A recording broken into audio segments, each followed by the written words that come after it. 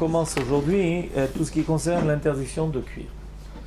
Le principe de la cuisson, c'est de faire qu'un aliment soit comestible, consommable,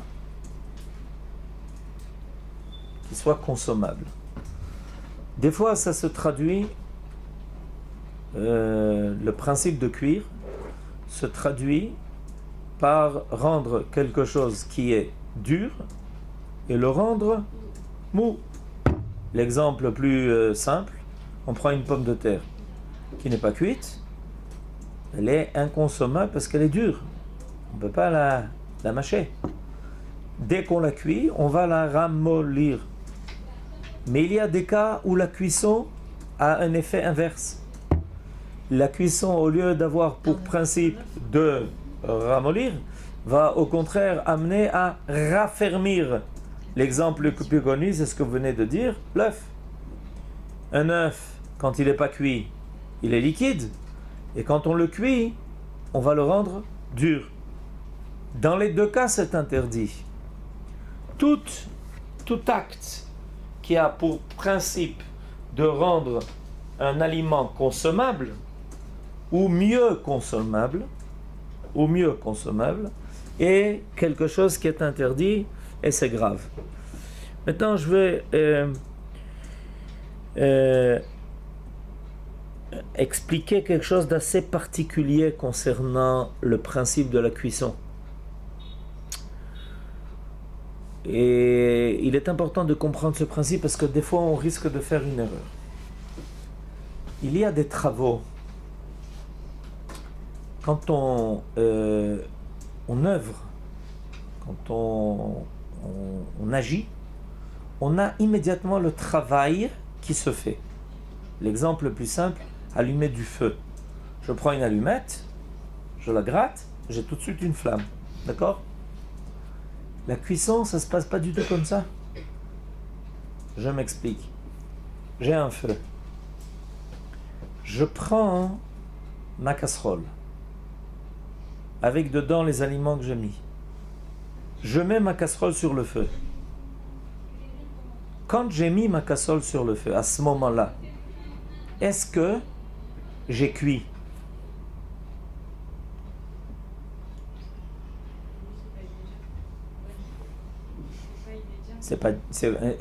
Est-ce qu'au moment où je dépose ma casserole sur le feu, j'ai cuit mes aliments? Oui. Non, pas du tout. Pas du tout. Si vous prenez maintenant votre casserole et qu'il y a dedans des aliments qui sont crus, viande, pommes de terre, oignons, etc., et que vous mettez ça sur le feu, au moment où vous mettez sur le feu, vous réalisez la melacha, l'interdit de cuire? Non, ma pitom, ça va prendre 2 heures. Mais ils sont en train de cuire. Les aliments seront cuits dans 2 heures. Au moment où j'ai disposé mon ustensile sur le feu, sur le bec de gaz, à ce moment-là, la casserole est froide, l'huile dedans n'est pas chauffée. Ça va prendre du temps, ça va prendre une demi-heure, 3/4 d'heure, 1 heure.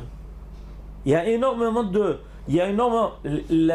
l'ustensile doit accumuler la chaleur, doit réchauffer ses propres parois jusqu'à pouvoir commencer à faire cuire les aliments qui sont en lui. Vous comprenez? Maintenant, il faut savoir que c'est donc un travail qui est très particulier parce que c'est pas au moment où on fait l'acte de déposer notre ustensile sur le feu que les aliments sont cuits, et malgré ça, au moment où on a déposé notre ustensile sur le feu, on a transgressé l'interdiction de cuire. C'est important de le savoir parce que a priori le résultat ne sera que postérieur, il sera tardif. Mais néanmoins, le fait d'avoir déposé, et ça c'est important de le savoir parce qu'il y a des fois des situations où on doit réunir beaucoup d'éléments pour que ça se fasse.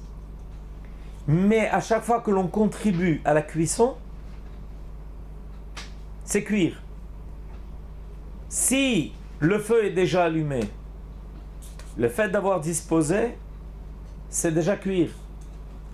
Si, par exemple, notre casserole était déjà sur le feu et que pendant Shabbat on augmente le feu, c'est aussi cuire. Chaque acte supplémentaire qui contribue à la cuisson est un acte qui est interdit pendant Shabbat. Mais si la cuisson se termine pendant Shabbat, Et si la cuisson se termine pendant Shabbat et qu'elle a commencé quand? Avant Shabbat. Et qu'elle a commencé quand? Avant Shabbat par qui? Comment ça s'est passé? Et notre casserole a été mise sur le feu avant Shabbat et on l'a laissé pendant tout Shabbat, c'est terminé de soi-même. On n'a rien transgressé. Et ça, et pourquoi? Parce que selon ce que je viens de vous expliquer, vous avez bien compris que l'acte de cuire a été de disposer notre ustensile sur le feu. Ça, je l'ai fait avant Shabbat. Ce qui se fait ensuite de lui-même, c'est pas moi. Vous avez compris? Ça répond directement à votre question. Si a priori l'interdiction est le résultat, alors étant donné que j'ai disposé avant Shabbat, mais que ça va se cuire pendant Shabbat, alors a priori beaucoup de gens sont surpris. Ils disent, mais c'est toi qui as cuit. Non, moi j'ai fait l'acte avant Shabbat. Cet acte-là de disposer sur le feu, quand je l'ai fait, c'était un moment qui était permis. À partir du moment où je l'ai fait à un moment permis, ce qui va se passer par la suite, c'est pas moi. C'est le résultat naturel d'avoir disposé quelque chose sur du feu. Ça se fait de soi-même, il n'y a pas d'interdiction. Si on commence un travail avant Shabbat et que ce travail se continue par lui-même pendant Shabbat, il n'y a pas d'interdiction en général. Parce que ce qui est déterminant, c'est le moment où le travail a été fait. Or, la définition de la cuisson, c'est mettre un aliment sur une source de chaleur. Maintenant, je tiens à préciser que quand je parle de source de chaleur,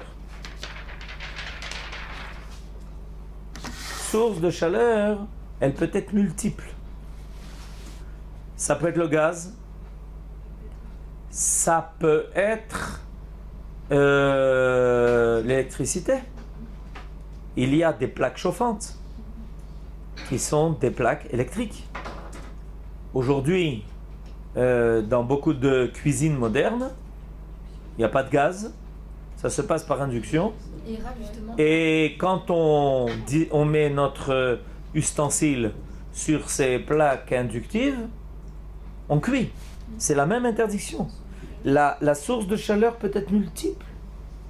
Quelle? Quand on est justement sur ces nouvelles plaques à induction, vous savez, c'est quand on pose la casserole, elle se met en route. Quand on la retire, ça s'arrête tout seul. Ouais. Si avant Shabbat, je pose ma casserole sur la plaque à induction, ça finit de cuire tout seul. Ouais. Je retire ma casserole. Elle s'arrête. Elle s'arrête toute seule. Mais c'est grave. Si c'est ça, c'est grave.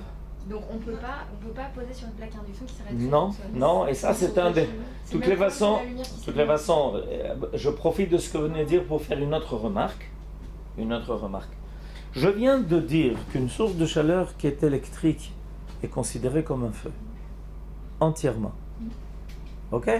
Alors comment se fait-il qu'on se serve d'une plaque électrique pour garder au chaud les aliments pendant le Shabbat? Parce que la source de chaleur reste homogène. Ouais. Parce que La source de chaleur, elle reste homogène. c'est pas la seule raison. On peut pas changer. On peut pas changer de... On peut pas changer ce que vous venez de dire, c'est homogène. On peut pas changer la grandeur de la température, la hauteur de la température. Mais il y a une autre raison qui est beaucoup plus importante. Si, ça peut très bien cuire. C'est une résistance. Et alors, une résistance électrique, c'est du feu. J'insiste, une résistance électrique, au niveau de la halakha, c'est du feu. Et on dépose dessus C'est des qu'il y a aliments déjà il y a un Tenir chaud. Et si on a déposé des aliments non cuits avant Shabbat et que ça cuit pendant Shabbat? Non, il est quasiment cuit. Et si on a déposé des aliments non cuits avant Shabbat et que ça continue à cuire pendant Shabbat? C'est permis. Et alors? Et pourquoi on se sert de la plata de Shabbat? Parce qu'il y a un support qui recouvre Parce le- que Il y a un support qui parce que notre source de chaleur, en réalité, Elle n'est pas directe. elle n'est pas directe. Elle n'est pas directe. Elle est recouverte. Ce qu'on voit dans la plata de Shabbat, c'est une résistance électrique qui se trouve dans une boîte. Quand on place sur la plata de Shabbat nos aliments, on ne la place pas sur la résistance électrique. Ça ne touche pas la résistance électrique. Même si on met pas de séparation, c'est déjà séparé. Bien sûr, Ah d'accord. mais il faut une séparation. Je vais expliquer pourquoi. Mais il faut bien savoir, c'est fait de telle façon, c'est construit de telle façon qu'il y a une résistance électrique et au-dessus de la résistance électrique, vous avez une plaque en émail qui ne touche pas la résistance électrique. Mais dans les plaques de Et ça, en quoi c'est important? Parce que si, au contraire, on a au lieu d'avoir un four sur lequel on a des becs de gaz, on a une résistance électrique, quand on met notre ustensile sur la résistance électrique ou sur la plaque inductive, on ne met pas ça sur une plata de Shabbat. C'est une erreur grave, c'est pas la même chose du tout. Si on a une plaque chauffante qui est électrique, une plaque chauffante électrique où on fait cuire, il y a des plaques chauffantes sur lesquelles on fait cuire. Ça, c'est considéré comme du feu. C'est pas considéré comme une plata de Shabbat. Si on veut que ça devienne une plata de Shabbat, il faudra au moins deux choses. Pas une, deux. Premièrement, la recouvrir. Et deuxièmement, neutraliser ce qui nous permet de changer la température. Et pourtant, le minuteur est autorisé sur la plata. Pardon? Et pourtant, le minuteur est autorisé Et sur pourtant, le minuteur est permis et interdit. Permis par certains et interdit par d'autres. Parce que ça nous rappelle effectivement la possibilité d'allumer et d'éteindre la plata de Shabbat et qu'il y a des poskim qui permettent en disant que c'est pas la même chose que ce qu'on fait en général. Il y en a d'autres qui interdisent en disant ça nous rappelle les situations où quelqu'un pense que quand la minuterie est éteinte, la plata ne fonctionne pas, on peut se permettre de mettre sur la plata des aliments qui ne sont pas cuits ou de l'eau qui est froide et ensuite, quand ça va s'allumer, ça va se cuire ou se chauffer, mais c'est nous qui pendant Shabbat avons mis sur la source de chaleur les aliments à cuire. Vous comprenez l'erreur qui nous guette? C'est une erreur grave. Maintenant, sur notre plata de Shabbat, dont on se sert, la plata de Shabbat, il faut savoir qu'il y a quelque chose de formellement interdit.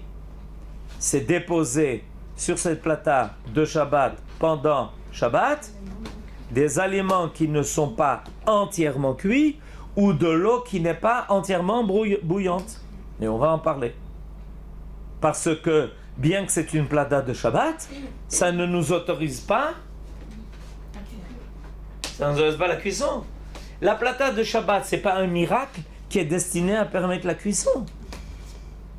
C'est juste qu'on La plata de Shabbat est destinée à nous permettre d'enlever et de remettre, de retirer un ustensile et de le remettre pendant Shabbat sans que ça soit interdit. Parce que si ce n'était pas une plata de Shabbat, même un aliment cuit ne pourrait pas être retiré et remis. Je reviens sur le système des plaques électriques, de la cuisson, qui se fait sur des plaques électriques. Ça, c'est comme c'est du feu. Si on retire pendant Shabbat une casserole d'une plaque électrique, pas d'une plata de Shabbat, d'une plaque électrique sur laquelle on cuit, ça existe dans beaucoup d'endroits, ou d'une plaque inductive, et que en mettant mon aliment, même s'il est cuit, c'est pas recouvert, je transgresse une interdiction qu'il est interdit en tout cas de se servir d'un feu à découvert pendant Shabbat. En tout cas. Et peu importe si le feu peu importe si l'origine du feu est le gaz, peu importe si l'origine du feu est électronique, peu importe si l'origine du feu est électrique. Est-ce que ça s'applique? Par exemple, le micro-ondes, c'est quoi? Des ondes. C'est quoi? Des ondes. C'est électronique. Et on a le droit de faire cuire dans le micro-ondes Shabbat? Pardon? Non? Et c'est pourtant électronique. C'est une source de chaleur. Il faut bien se rendre compte de ça. Aujourd'hui, on met à la disposition de l'homme beaucoup de sources de chaleur possibles. Et il faut faire attention que toutes les sources de chaleur qui conduisent à la cuisson sont interdites. Alors maintenant, si vous dites que dans les plates inductives, le fait de déposer quelque chose déclenche, le fait de le retirer arrête, c'est évidemment très grave. Parce que pendant le Shabbat, on est en train de faire marcher, de faire fonctionner des systèmes qui vont se déclencher ou qui vont s'arrêter. Et on n'aura en aucun cas le droit de déposer là-dessus quelque chose, même s'il a été déposé avant Shabbat. Parce qu'on a un autre problème. On est en train de déclencher des systèmes donc on n'a pas le droit ni de mettre en marche, ni d'arrêter pendant Shabbat, qui sont des sources de chaleur. Il y a des choses, s'il y a quelque chose qui n'est pas clair à ce niveau, c'est le moment de poser des questions. Si par exemple, on pose du pain qui est déjà cuit sur une plata de Shabbat, sans faire exprès, il grille un peu. Ça, c'est une question qui est importante. Parce que ça me permet maintenant de rajouter un paragraphe à ce qu'on a déjà appris et de dire que toutes les formes de cuisson sont interdites. Alors, c'est quoi les formes de cuisson? Ça peut être grillé, ça peut être frire, ça peut être donnez-moi d'autres formes de cuisson. Pardon? Bouillir. Très bien. Ça peut être quoi? Poêler. Et Aaron, vous avez raison. Aaron, vous avez tous les systèmes. Enfin, vous en trouverez d'autres, je suis. Toutes les formes de cuisson sont interdites Shabbat. Maintenant, la question qu'on vient de me poser, une question intéressante. Si quelque chose a déjà été cuit et que je le fais transformer à une autre forme, est-ce que c'est permis ou est-ce que c'est interdit? L'exemple qui vient d'être me donné, c'est le pain. Il a été cuit. Et puis maintenant, j'en fais des biscottes. A priori, les biscottes n'ont pas fait cuire le pain. Seulement, ils lui ont donné un autre goût. Et ça, c'est une machloket. Le fait de changer le goût d'un aliment pendant Shabbat par une autre forme de cuisson, est-ce que c'est permis ou est-ce que c'est interdit? Le principe est le suivant. Ce qui a déjà été cuit ne peut pas être recuit, donc il n'y a pas d'interdiction de faire recuire quelque chose qui est déjà complètement cuit. Par contre, il y a de nombreux décisionnaires qui disent que si on rajoute à la cuisson initiale une autre forme qui change le goût, c'est interdit. Dans le cas présent, transformer du pain en biscotte, c'est interdit. Donc, il faut se garder. Si c'est arrivé par oubli ou etc., ça peut, à la rigueur, ça ne sera pas interdit. Mais a priori, il faut se garder de faire passer d'une forme de cuisson à une autre pendant Shabbat. Si on a quelque chose de cuit, ne pas le faire frire, etc. Oui. Est-ce qu'on a le droit de décongeler le pain Shabbat? C'est ça votre question? On a le droit. On a le droit de décongeler le pain Shabbat. Maintenant, je rajoute un petit détail qui est important. L'utilisation de la plata pendant Shabbat réclame au moins 2 paramètres. L'utilisation de la plata pendant Shabbat réclame au moins 2 paramètres. Le premier paramètre, c'est que Et je parle de l'utilisation qui est faite pendant Shabbat. Avant Shabbat, tu fais ce que tu veux. Avant Shabbat, il n'y a aucune restriction. Avant Shabbat, tu peux mettre sur ta plata ce que tu veux dans l'état où tu veux. De façon grosso modo, sans maintenant rentrer dans tous les détails. Par contre, notre véritable problème, il est quand pendant Shabbat, je veux commencer à soit mettre, soit prendre pour remettre sur la plata pendant Shabbat. La première condition sine qua non, c'est que tout ce qui est mis sur la plata pendant Shabbat, peu importe si c'était déjà sur la Shabbat, sur la plata, ou peu importe si je le fais maintenant a priori, dans tous les cas, ne pourra être mis pendant Shabbat sur la plata un aliment que s'il est complètement cuit. C'est une condition sine qua non. Si on sait qu'un aliment n'a pas fini sa cuisson et qu'on l'ôte de la plata, on ne pourra pas le remettre sur la plata. On ne pourra pas le remettre sur la plata. La deuxième condition, elle est importante, elle concerne les liquides. On va apprendre par la suite que la définition d'une cuisson pour un liquide, c'est quoi? C'est quoi de l'eau cuite? 100 degrés. Comment on sait? Comment c'est? La chaleur. La chaleur. La définition d'une cuisson pour un liquide, c'est non pas le changement d'état comme on en a parlé tout à l'heure, parce que pour un aliment c'est facile à repérer. S'il est consommable, il est cuit. S'il n'est pas consommable, il n'est pas cuit. Si la pomme de terre est cuite, eh bien, on la mange. Si elle n'est pas cuite, on le sent tout de suite, etc., etc. Mais pour un liquide, c'est différent. C'est la température et on en parlera en étude en tant que telle, parce qu'il y a beaucoup de détails concernant les liquides. La troisième remarque qui est importante, c'est que selon beaucoup d'opinions, quand on met quelque chose a priori sur la plata pendant Shabbat, il ne faut pas le faire directement sur la plata, mais par un intermédiaire qui laisse au moins un espace. Par exemple, ça ne peut pas être du papier alu, il faut qu'il y ait un espace. Et la raison de cette condition, c'est qu'on n'ait pas l'impression de cuisiner a priori, de faire cuire.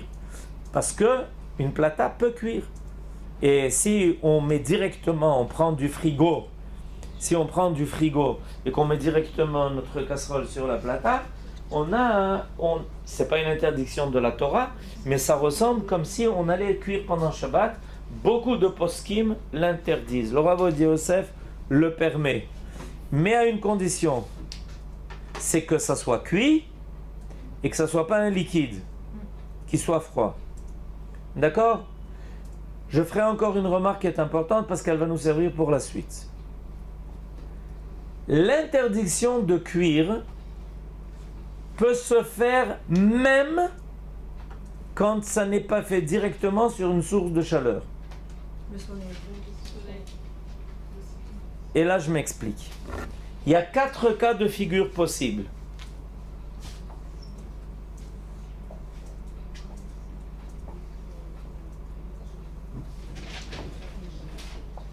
Quatre cas de figure possibles. Alors, soit chaleur, ça c'est la source de chaleur.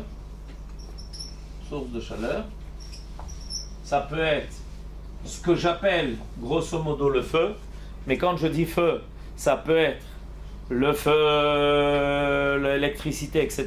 Tout ça j'appelle du feu, ou le soleil. Si la source de chaleur est le feu, évidemment c'est interdit. Cuisson, interdit. Si c'est un dérivé du feu, ça c'est le feu, pardon, là je vais mettre quand même le feu lui-même, et un dérivé. Alors c'est quoi un dérivé du feu? Alors, je vais vous donner un exemple, vous allez tout de suite comprendre. Je prends une poêle, ok? je mets ma poêle sur le feu et l'huile est bouillante.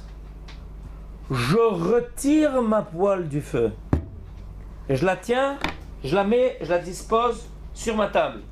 Je prends maintenant un œuf, je casse un œuf et je le mets dans l'huile bouillante.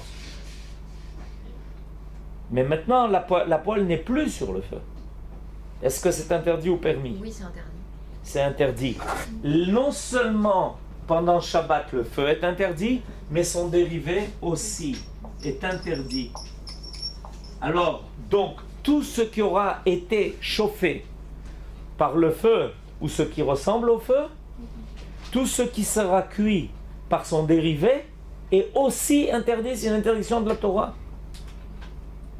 Il faut faire attention à cela. Et il y a beaucoup de cas comme ça. On va en parler. Maintenant, deuxième possibilité, la cuisson par le feu. Si la cuisson se fait par le soleil lui-même, c'est permis. Alors ça veut dire quoi? Ça veut dire qu'à Eilat, on était au soleil 50 degrés et on a laissé un œuf et il a cuit par le soleil, on peut le consommer. On a mis l'œuf pendant Shabbat au soleil et il a cuit, c'est permis. A priori. Le dérivé du soleil est interdit. Alors, je répète mon exemple de tout à l'heure. J'ai pris une poêle que j'ai fait chauffer au soleil. Et ensuite, j'ai cassé un œuf dans la poêle chauffée au soleil. C'est interdit. La raison, ça c'est une interdiction des sages. Ça c'est une interdiction de la Torah. Ça c'est une interdiction des sages. Pourquoi est-ce que les sages ont-ils fait ce décret? Parce qu'ils ont eu crainte qu'on mélange entre un dérivé du soleil et un dérivé du feu. Quelqu'un vous voit en train de faire cuire un œuf dans une poêle, il ne sait pas si elle a été chauffée par le feu ou par le soleil, donc ça devient interdit. Alors, évidemment, tout ça est très rare qu'on cuise par le soleil. Par contre, par un dérivé du soleil, ça existe. Et un des grands problèmes de halakha qui s'est posé dans les dernières générations au poskim est l'utilisation du chauffe-eau par énergie solaire. Est-ce que, en Israël, tout le monde a ça? Ce qui s'appelle doud shemesh. Vous avez déjà entendu parler de ça, doud shemesh? L'eau chauffée par aujourd'hui en France, il paraît que aussi ça commence à se répandre. Toute la question est de savoir pour les poskim, est-ce que c'est considéré de l'eau comme de l'eau qui a été chauffée par le soleil? Dans ce cas-là, l'utilisation de l'eau est permise, de cette eau pendant Shabbat. Ou est-ce que c'est considéré comme un dérivé du soleil, parce que c'est pas le soleil directement qui a fait chauffer l'eau, mais les canalisations qui passent en haut sur le toit, qui ont été chauffées par le soleil, et l'eau a été chauffée par les canalisations, donc ça serait interdit. On en parlera en tant que tel, quand on, prochain cours probablement, on parlera donc de toute l'utilisation de ce qui s'appelle doud chashmal et doud shemesh, c'est-à-dire le chauffe-eau qui fonctionne à l'électricité, au gaz ou qui fonctionne au soleil, pour voir si c'est permis ou interdit. Aujourd'hui, on a parlé des principes généraux donc de la cuisson. Oui. Ken Vakasha. Si par exemple... Depuis combien de temps vous avez la question? Alors, par exemple, quand Eva. on prépare quelque chose avant le Shabbat, par exemple de la viande, on ne veut pas trop la cuire, c'est mi-cuit, Ok. parce qu'on ne veut pas que ça soit trop sec Ok. le midi. Et alors? Est-ce qu'on a le droit le samedi matin de le mettre quand même sur la plaque ou pas? Mais si la viande n'a pas été entièrement, si la viande n'a pas été entièrement cuite, c'est interdit.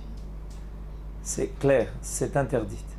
C'est interdit. C'est pour ça qu'on a inventé la tfina. Chez les Ashkenazes, ça s'appelle tchulent. C'est pour ça que ça a été inventé, à cause de ce problème. Comment se fait-il que tous les juifs dans le monde entier, et il y en a qui disent que si un juif ne mange pas ça, il faut vérifier exactement son identité. C'est quoi? Pourquoi ça a été inventé, cette forme d'aliment? Parce qu'on a tous eu à affronter le même problème de halakha, que si on ne laissait pas quelque chose qui cuisait pendant tout le Shabbat, on n'aurait pas la possibilité pendant le Shabbat de le faire cuire. Donc si la viande n'a pas été entièrement cuite avant Shabbat, en aucun cas on n'aura le droit de la faire cuire pendant Shabbat, même lui rajouter une partie de cuisson. Et la soupe Et la soupe quoi? Si pour le samedi midi, on laisse du vendredi soir avant Shabbat jusqu'à samedi midi. Alors là, hein, ok, vous posez une question qui est très importante, et ça c'est une étude que je ferai en soi, l'étude de toute l'histoire des liquides. Ce que vous venez de poser pour la soupe, c'est en réalité une question générale qui concerne tout le problème de la chaleur des liquides pendant Shabbat. Par exemple, chauffer l'eau, par exemple, chauffer les sauces, par exemple, un aliment qui baigne dans la sauce, qui arrive très souvent, et que l'on veut mettre Shabbat à chauffer. Est-ce qu'on a le droit de le faire ou on n'a pas le droit de le faire? Il y a au moins 3 méthodes dans ce domaine. Alors, c'est pour ça que je ne vais pas vous donner une réponse sur un pied, mais il faut savoir que ça pose un problème. C'est pratiquement impossible de prendre une soupe qui est froide et de la mettre à chauffer pendant le Shabbat. Ok? C'est la même question. On va en parler plus tard. Est-ce qu'on peut cuire quelque chose quand c'est posé sur le kumkum? Cuire en aucun cas. Non, je veux dire, est-ce que le kumkum est-ce que le kumkum Le kumkum est considéré comme allez, Comme un dérivé du feu. un dérivé du feu. La vapeur qui sort du kumkum et la chaleur qui se dégage du kumkum, un dérivé du feu. Donc cuire pendant Shabbat, c'est vadaï interdit. Réchauffer pendant Shabbat, c'est permis, c'est autre chose. J'ai mal posé ma question. J'ai bien compris que c'est interdit de cuire, mais est-ce que le kumkum a le potentiel de pouvoir cuire? Bien sûr. Oui, c'est Sûr. assez chaud pour que ça cuise. Imaginez, vous avez de la vapeur qui sort, c'est de la vapeur qui chauffe, qui sort d'une eau qui est chauffée à pratiquement 100 degrés. C'est pour ça qu'il faut. D'accord. Ken, Si la soupe elle reste tiède, si la soupe quoi? elle reste tiède pendant. Pardon? J'ai pas entendu, Si la soupe, on va la manger le samedi midi, Oui, mais elle reste tiède jusqu'au samedi. Et après, elle reste tiède. et après le samedi, Et ensuite, on veut la chauffer pour qu'elle devienne chaude. est-ce que c'est bon? C'est bon pour les Ashkenazim. Vous êtes quoi? Eh ben c'est raté. Ou alors vous vous mariez avec un Ashkenaz. Mazal tov. Les hitrot. Exact.